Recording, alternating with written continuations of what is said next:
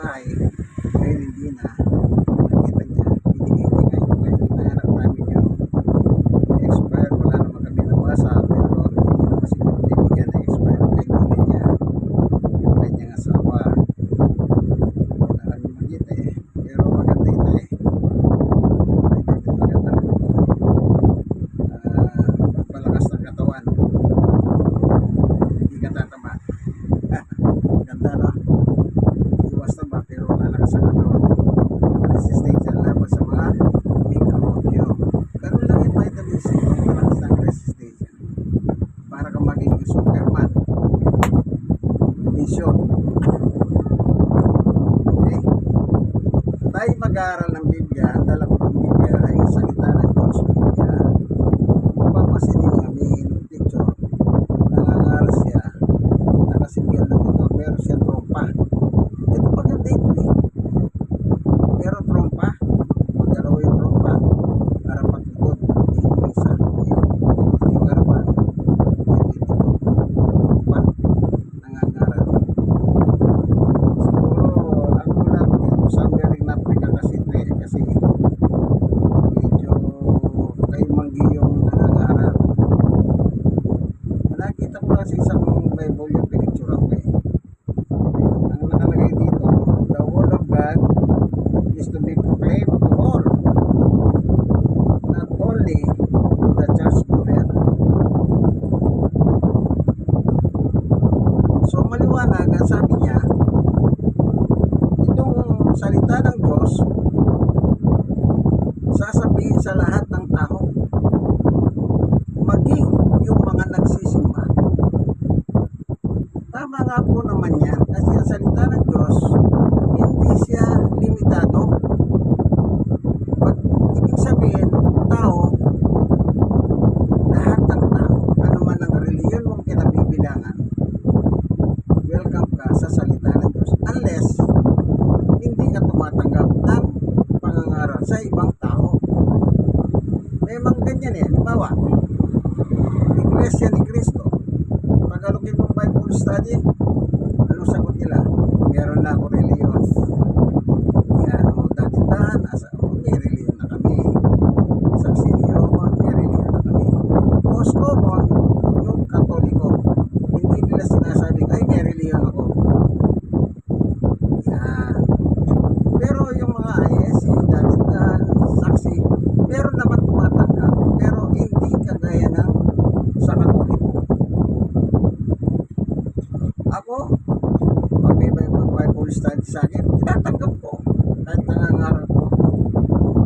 Isa sa lugar namin, mayroong mga saksi, lumalakad sila. Alam nyo, grupo yan, dala-dalawa eh. Minsan natin ako, nakaupo, nag-standby. Tinanong ko nila ako ng Bible study. Kanya lang sabi ng kapitbahay ko, oy, pastor yan. Kaya hindi na natuloy. Sabi ko sa susunod kung sasabihin ng gano'n ay sila mag-aaral. Kaya po, welcome sa akin din yan. Hindi ako namimili. Basta nasa Biblia lang ang lahat. Ganyan po ako. Open. Hindi ako sarado. Okay? Ang salita ng Diyos talagang para sa lahat yan. O, tingnan nyo na lang yung sinabi ng Panginoong Jesucristo. Nakalimita lang ba yan o hindi? Yung sa Mateo 28:19, tingnan natin ha. Kaya punta ninyo ang mga tao sa lahat ng bansa. Lahat ng tao sa bawat bansa o sa mga bansa. Ano daw ang sabi ni Jesus? Puntahan ang mga tao. Ano gagawin sa mga tao? Kaya puntahan ninyo ang mga tao sa lahat ng bansa at gawin ninyo silang mga tagasunod ko. Paano mo gagawin tagasunod ng isang tao kung hindi mo siya pangangaralan? Paano siya maging alagad kung wala siya maririnig na haral? Kaya involved dyan yung pangangaral, kaibigan.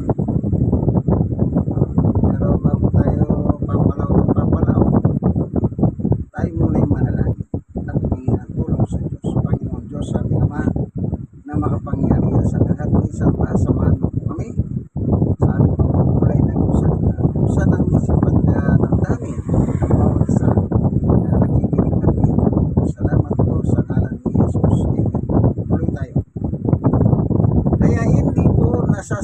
salita ng Diyos sa lahat ng tao. Kung ayaw, di ba kung pilitin eh, kung gusto.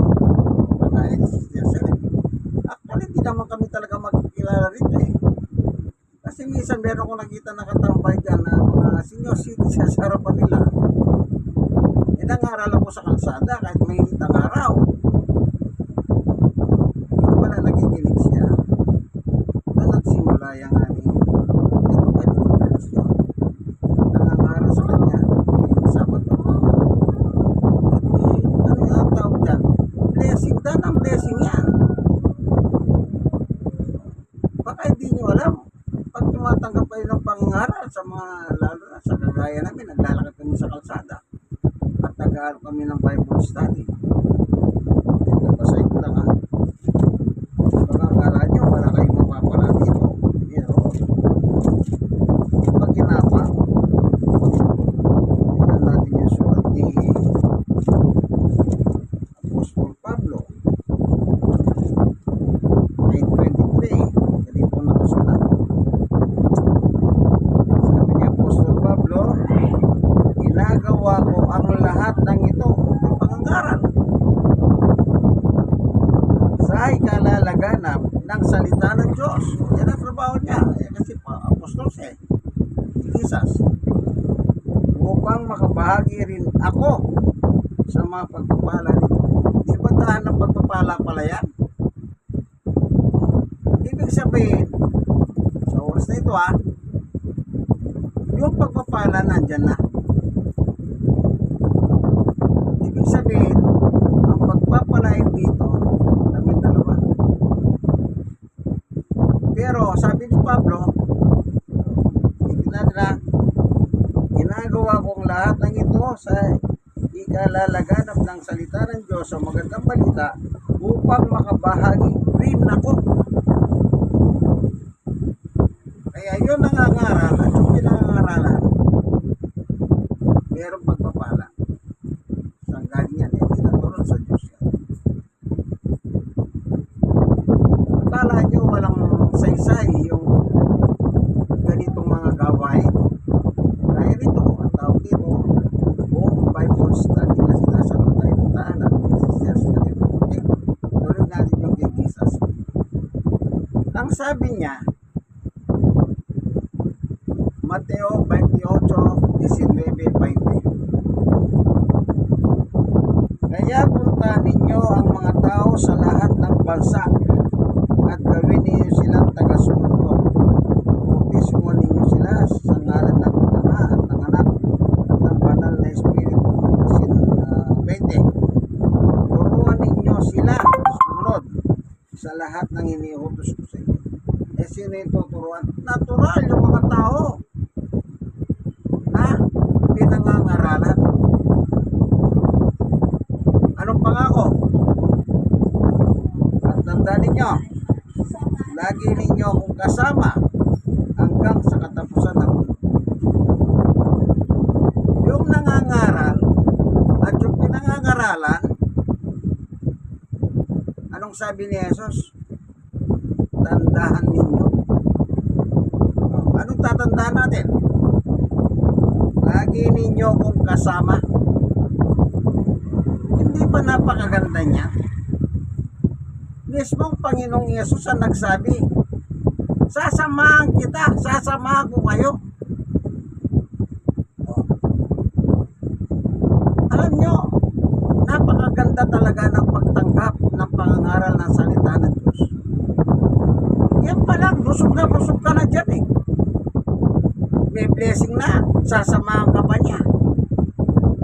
Yan lang, busog na tayo eh. Hanggang kailan ang pagsasama? Hindi tayo OFW. 2 taon, 3 taon. Hindi ganun. Basahin natin. Tandaan ninyo, lagi ninyo akong kasama hanggang sa katapusan ng mundo.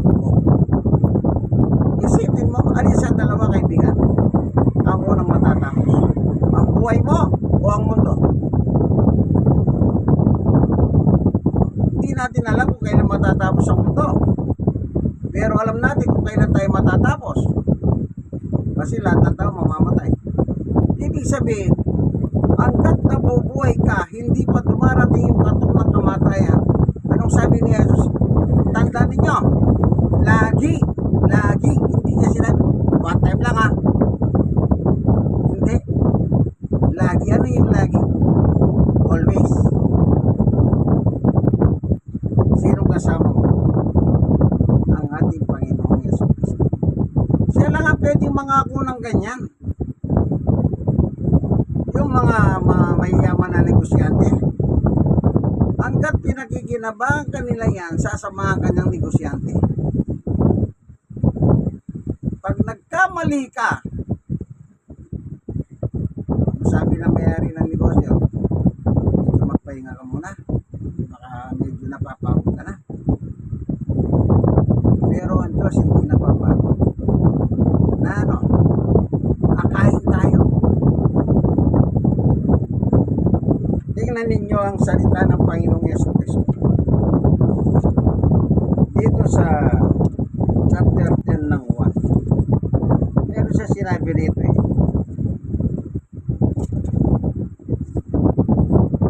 Ganito. Sa 1:11. Ako ang mabuting pastor. Si Jesus ang nagsasalita rito. At ang isang mabuting pastor ay handang magalay ng kanyang buhay para sa mga tupa. Sino yung tupa? Yung sasamahan niya hanggang katapusan ng mundo. Ibig sabihin, kumbaga sa digmahan, ang nasa front line, si Jesus. Isang ka, doon ka sa likod ni Jesus. Doon ka sa likod niya. Si Jesus yung nauna. Kaya sasamahan ka niya. Tuloy natin ang basa. 1:11. Ako ang mabuting pastor. Ibig sabihin, ang trabaho ni Jesus, namamastol siya.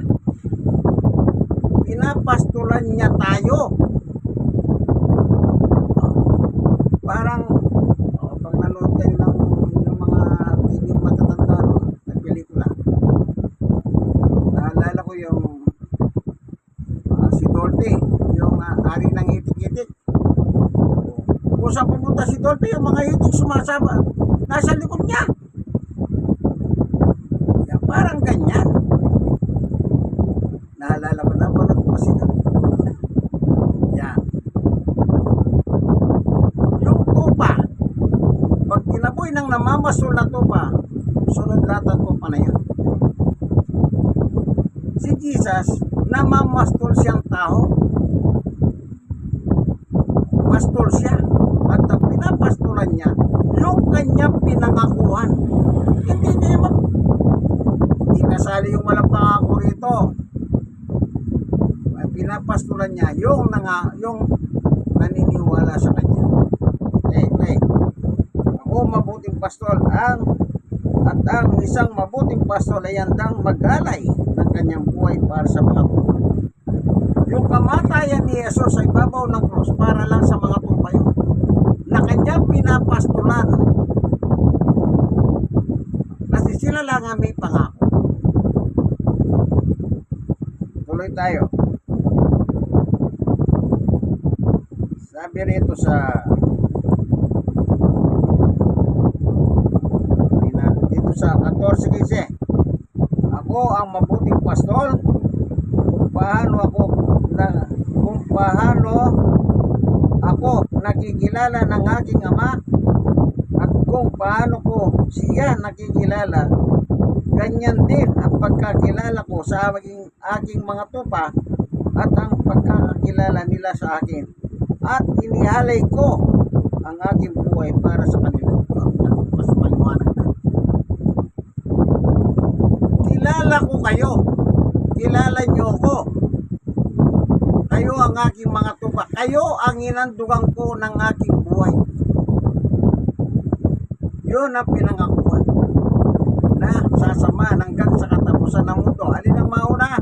Katapusan ng mundo, ang katapusan ng iyong buhay, kaibigan. Maganda yan. Merong kang kasama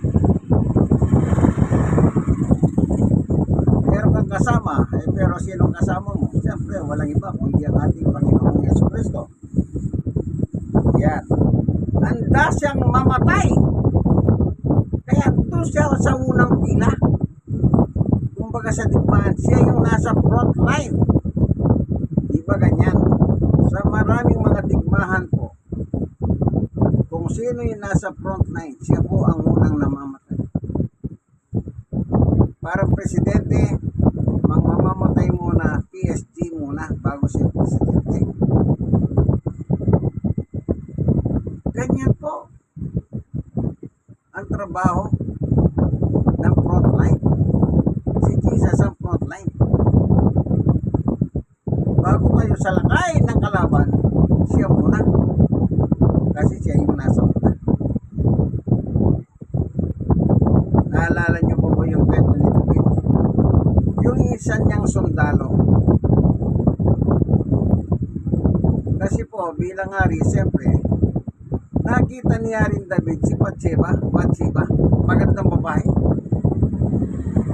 Sa panahon nila. Nakita ni David na naliligo ng ubad-ubad. Si Bathsheba, ang ginawa ni Haring David. Sabi niya sa kanyang tao, puntahan mo nga yan si Bathsheba. Papuntahin mo ito, gusto ko sa maging asawa. Pero si Bathsheba po, yung asawa niya, sundalo ni David, ni Haring David. Magaling na sundalo.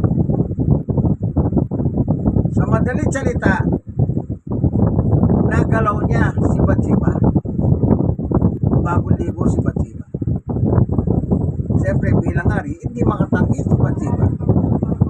Kasi yung kanyang asawa ay sundalo ni Haring David. Para wag mabunging si David, ang ginawa niya, pinatawag ngayon si yung sundalo, yung asawa ni Bathsheba. Sabi niya, Haring David ay mahal na hari, ba't mo ako pinatawag? Nasa kalagitnaan kami ng digmaan. Sabi niya, magpakaligaya ka muna sa piling ng iyong asawa. Kasi nagalaw na nga niya si Bathsheba. Para wag masyadong di mo salado ang pwede niya. No? So, ang ginawa ng sundalo, hindi niya sinipingan si Bathsheba. Ang ginawa niya, natulog siya doon sa pintuan ng mahal na hari. Kaya pagdating ng umaga, pagbukas ng pinto, nakita niya ngayon na sundalo niya. Sinabi, di ba sinabi ko sa iyo magpakaligaya ka sa piling ng asawa mo? Sabi ng sundalo, mahal na hari, hindi ko mahatim na nagpapakaligaya ako sa piling ng asawa ko. Bathsheba, samantalang ang aking mga kasama, nagkikipagdigmaan sila. Hindi ko mahatim yun. So, isip ng parang si Haring David. Tinawag niya yung mga tao niya. O sige, sinabi niya sa kanila, pupunta na kayo sa digmaan, kung saan kayo na may digmaan. Pero ito si asawa ni Bathsheba, ilagay ninyo sa front line. Sa una. Sige na, pumunta na kayo sa digmaan, sabi ng Haring David. Nilagay nga nila sa unahan yung asawa ni Bathsheba. Yan natural. Kung sino yung nasa unahan, siya ang unang namamatay. In short, namatay po ang sundalo, asawa ni Bathsheba. Ibig sabihin, nasolo na niya si Bathsheba. Doon nagalit ang Diyos sa kanya. Doon nagalit ang Diyos sa kanya. Dahil pinakialaman niya ang asawa ng kanya sundalo at pinapatay niya pa ang kanya sundalo. Tingnan niyo po ang pananangis ni Haring David sa kanyang ginawang kasalanan sa Diyos. Dito po sa libro ng Awit 51, pag magiging ng kapatawaran sa Diyos. Ito sabi ni David, O Diyos, mahawa po kayo sa akin, ayon sa inyong tapat na pagmamahal, ayon sa inyong masaganang kahawan, patawarin nyo ang lahat ng aking kasalanan. O, kita nyo. Talagang, diniretsa kasi siya ng Diyos sa kanyang kasalanan. Ginatay mo ang sundalo niya, ang sundalo, at kinuha mo, ginawa mo asawa, si Bathsheba. Dos, hugasan niyo ako sa aking kasamaan, linisin sa aking mga kasalanan.